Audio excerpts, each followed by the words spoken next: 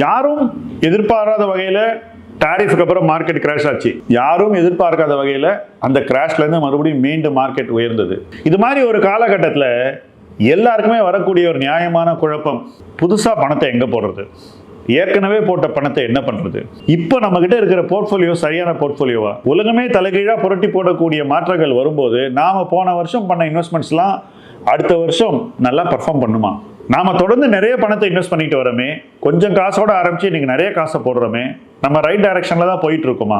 இன்னும் கொஞ்சம் சீரியஸா நம்ம இன்வெஸ்ட்மெண்ட் பண்ணணும்னாக்கா என்ன செய்யலாம்? இப்படி பல கேள்விகள் உங்களுக்கு வரலாம். இந்த கேள்விகளுக்கான விடையை நீங்கள் நேரடியாக எங்க கிட்ட ask milestones to wealth anything என்ற ஹெல்ப்லைன் மூலமாக கேட்டுக்கொள்ளலாம். அதன் மூலமாக உங்களுக்கு உங்க கேள்விக்கான விடையும் கிடைக்கும், உங்களுடைய டவுட்ஸ் கிளியர் ஆகும், உங்க மைண்ட்ல இருக்கக்கூடிய அச்சங்களை நீங்கள் ஸ்லோவா ஓவர் கம் பண்ணலாம். இந்த மார்க்கெட்ல இன்னும் ஒரு கான்ஃபிடென்ட் இன்வெஸ்டராக நீங்க பயணிக்கலாம், பயணிக்க வேண்டும். கேளுங்க கேள்விகளை. தவறுகள் செய்யாமல் முதலீடு செய்வது எப்படி? முடியுமா சார் இதெல்லாம்? இதானே ரியாக்ஷன் ஃபர்ஸ்ட். முடியுமா அப்படிங்கிறது முக்கியம் இல்லைங்க, முயற்சிக்கணும் அப்படிங்கிறது தான் முக்கியம். நான் மார்க்கெட்டுக்கு வந்த புதுசில் ரொம்ப கொஞ்சம் பணம் தான் கையில் இருந்தது. நம்ம எல்லாருக்குமே அப்படி தானே இருக்கும். கையில் சொற்ப பணத்தை வச்சுட்டு நம்ம எப்படா 1 லட்சத்துக்கு போகலாம் அப்படின்னு திங்க் பண்ணுவோம். ஸோ சில 1000 ரூபாயை போட்டு 1 லட்சத்துக்கு போகணுங்கிறது நம்மளுடைய விருப்பம், அதான் ஆஸ்பிரேஷன். இப்படி ஸ்மால் மணியை போட்டு ஒரு 1 லேக் போகிறதுக்குள்ளேயே எத்தனை பேருக்கு நாக்கு தள்ளிடுது? இது ஏன் நடக்குது அப்படின்னு பார்த்தீங்கன்னா, தவறுகள் வந்துடுது. வைரல் மாதிரி தவறுகள், பாக்டீரியா மாதிரி நம்மை அறியாமல், நமக்கு கண்ணுக்கு தெரியாமல் தவறுகள் நம்மளுடைய முதலீட்டுக்குள்ளே வந்துடும்.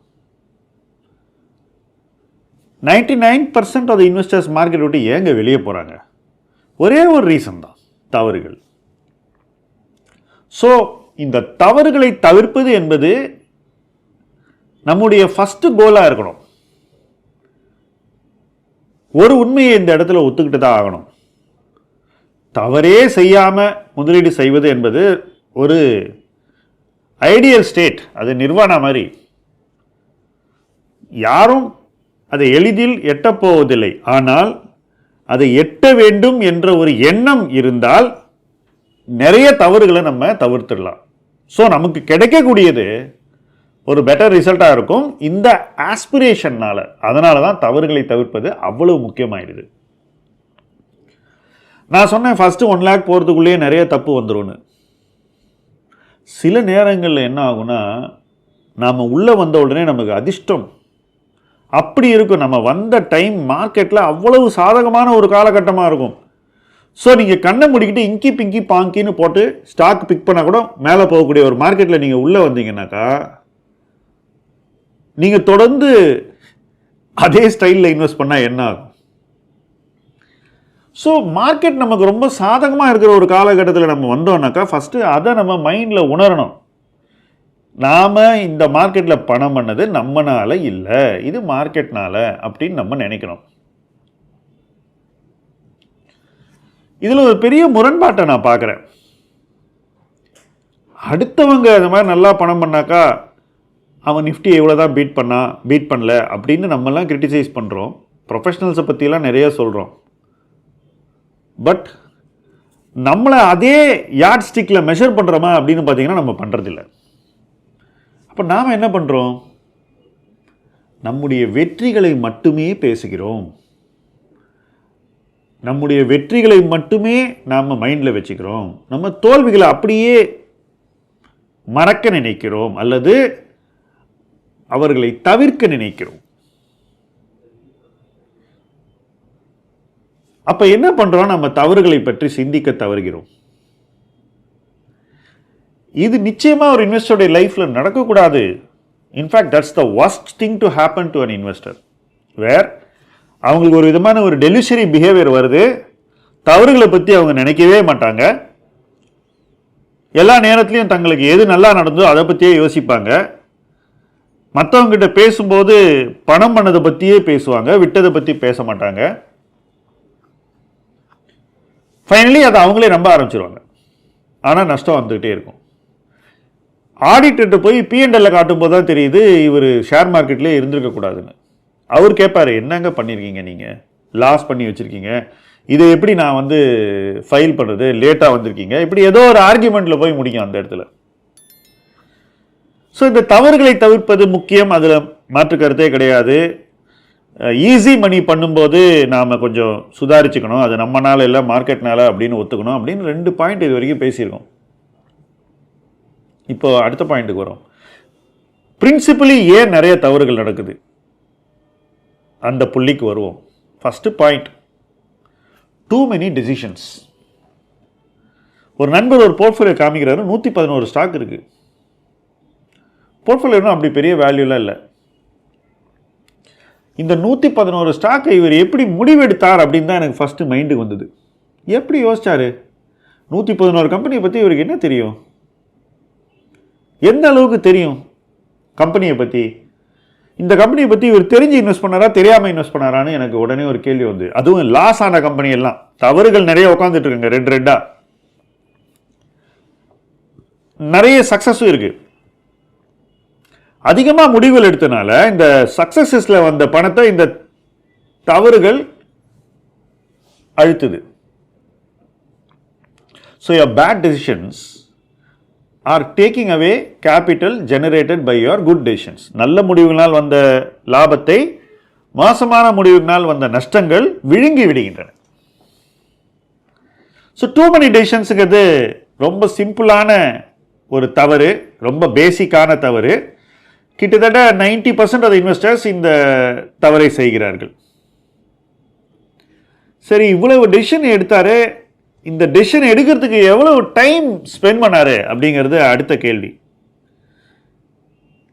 நிறைய டெசிஷன் எடுக்கிறவங்க பொதுவாக சொல்றீங்க, ஆல்மோஸ்ட் ஒரு ஸ்டாக் பேரை கேள்விப்பட்ட உடனே வாங்கிடுவாங்க. ஸோ எனக்கு இந்த ஸ்டாக்கை பற்றி யாரோ சொல்றாங்க, எப்படா மார்க்கெட் ஓப்பன் ஆகும் நாளைக்கு காலையில் அதை வாங்கணும்னு துடிச்சுக்கிட்டு இருப்பாங்க. அந்த மாதிரி ஒரு மைண்ட் செட்டில் இருப்பாங்க. அப்போ அவங்க முடிவு ரொம்ப ஹரீடாக எடுக்கப்பட்ட முடிவுகள் அப்படின்னு சொல்லலாம்.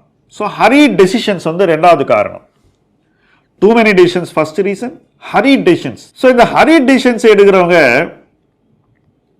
என்ன தப்பு செய்வாங்கன்னா, ஸ்டாக்ல எவ்வளோ பணம் போடுறதுன்னு யோசிக்க மாட்டாங்க, கையில் இருக்கிறத போட்டுருவாங்க, அவ்வளோதான்.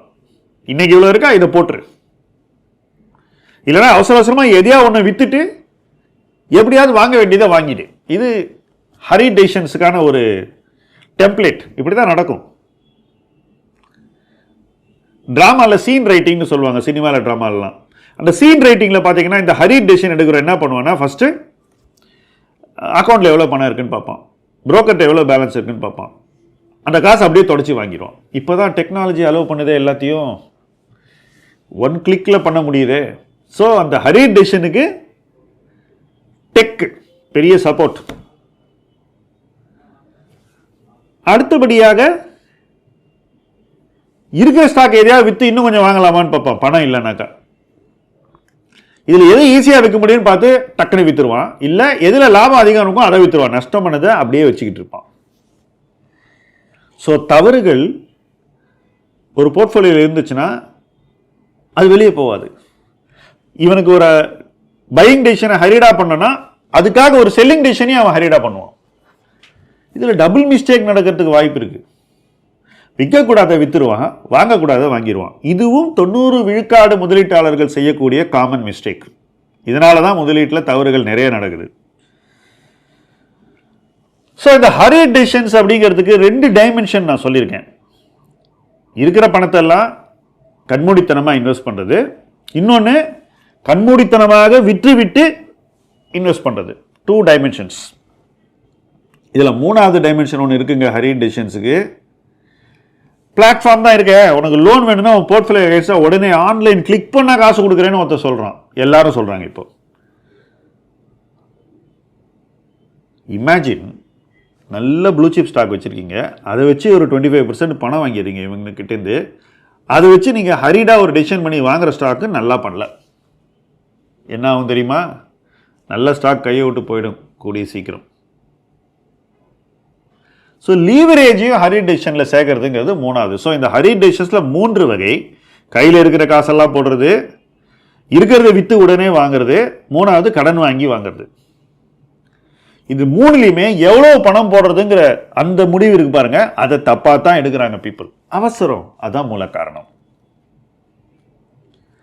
சரி, இந்த டெசிஷனை எப்படி எடுத்தாங்க? கேட்ட உடனே எடுத்தாங்களே டெசிஷனு, இதை எப்படி எடுத்தாங்க அப்படின்னு பார்த்தாக்கா அங்கே தான் ஒரு முக்கியமான பிஹேவியரல் ஆஸ்பெக்ட் வருது. இம்பல்சிவ்னஸ் அப்படிங்கிற ஒரு பிஹேவியரல் ஆஸ்பெக்ட் வருது. பார்த்த உடனே நொடியில் முடிவெடுப்பது.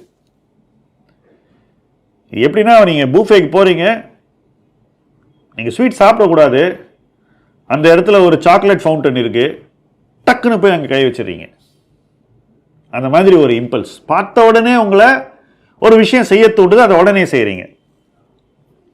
ஸோ அதில் இம்பல்சிவ்னஸ் அடுத்த காரணம், தவறுகளுக்கான மிக முக்கியமான காரணம்னு நான் சொல்கிறது இம்பல்சிவ் டெசிஷன் மேக்கிங்.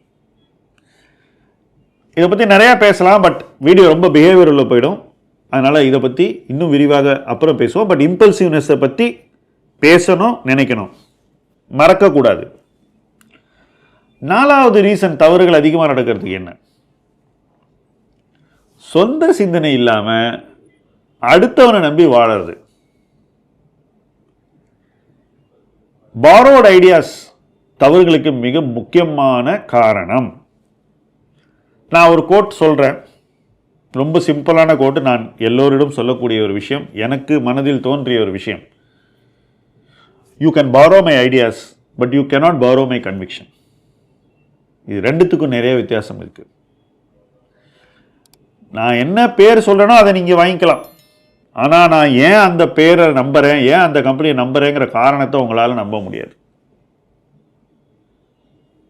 அந்த காரணங்களை உணர்ந்தா தான் நீங்கள் அந்த நிறுவனத்தோடு ரொம்ப நாளைக்கு பயணிக்க முடியும். இல்லைனா அந்த விலை 20% இறங்கினா உங்களுக்கு நம்பிக்கை போயிடும், கன்விக்ஷன் போயிடும்.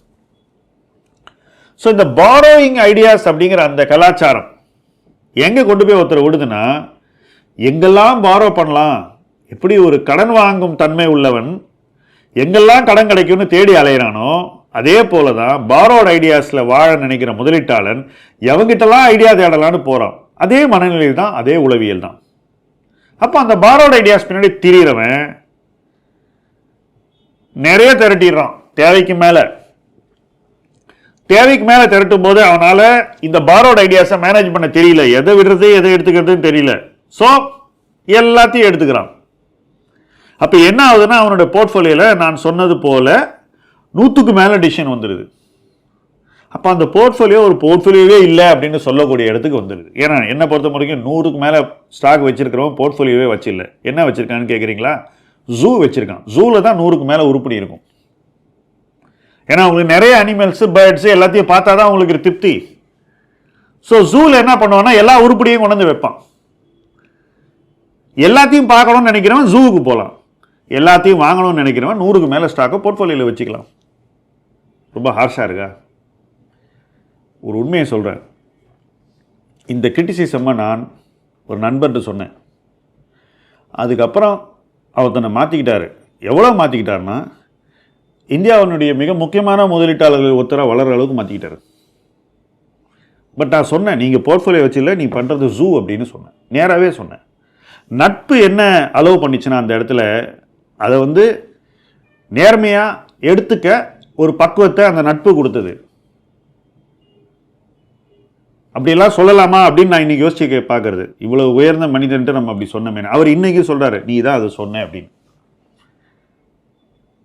அது அவருடைய பெருந்தன்மை. பட் பாயிண்ட்டுக்கு வருவோம். when you borrow ideas you build a zoo, and when you build a zoo it's not going to grow. காட்டுல மரம் கூட நிறைய வளருங்க, தானா வளரும். ஆனால் ஜூல அனிமலுடைய பாப்புலேஷன் வளர்க்க முடியாது, அது வளராது. அதான் இயல்பு. கடைசியாக ஒரு விஷயத்துக்கு வரேன். தவறுகள் ஏன் நடக்கின்றன அப்படிங்கிறதுக்கான மையப்புள்ளி. உங்களுடைய முதலீட்டு வாழ்க்கையில் தேவையான நிதானத்தை நீங்கள் கடைபிடிக்கலை, அந்த உருவாக்க தவறிட்டீங்க, அதன் முக்கியத்துவத்தை நீங்கள் உணரலை அப்படிங்கிறது தான் முக்கியம். நிதானம் இல்லாத முதலீடு என்பது நிச்சயமாக தவறுகள் நிறைந்த முதலீடாக அமையும். நிதானமாக திங்க் பண்ணுறவன் ஃபஸ்ட்டு அவசர போக்கை கைவிட்டுருவான். ரெண்டாவது, தானாக சுயமாக சிந்திக்க கற்றுக்குவான். மூணாவது, முடிவுகளை குறைவாக செஞ்சாலும் நிறைவாக செய்யணுன்ற ஒரு மனநிலையோடு இருப்பான். நாலாவது, வேகம் விவேகம் அல்ல அப்படின்ற அந்த ஒரு எண்ணத்துடன் தன்னுடைய முதலீட்டு பயணத்தை அவன் பேஸ் பண்ணுவான். அந்த வேகத்தை அந்த மாதிரி செட் பண்ணுவான். அடுத்தபடியாக அவசர முடிவுகள் என்பது நடக்காது என்று நான் சொன்னேன். அதே போல் இந்த இம்பல்சிவ்னஸ் இல்லாத ஒரு முதலீட்டாளனா தன்னை செதுக்கிக் கொள்வான். கடைசியாக அடுத்தவனை எதிர்பார்த்து யாரையும் நம்பி ஒரு முதலீட்டாளனா தன்னை உருவாக்கிக்க மாட்டான். இதையெல்லாம் செஞ்சாலே என்னை பொறுத்த வரைக்கும் தவறுகள் குறைந்துவிடும். பட் தவறுகள் வராமல் தவறு இல்லாத ஒரு முதலீட்டு வாழ்க்கை கிடைக்குமா அப்படின்றதுக்கு நான் ஒரு விடையை சொல்கிறேன். 2009 நான் ஒரு பெரிய மாற்றத்தை என்னுடைய முதலீட்டு ப்ராசஸில் கொண்டு வந்தேன். 10 வருஷத்தில் கிட்டத்தட்ட ஒரு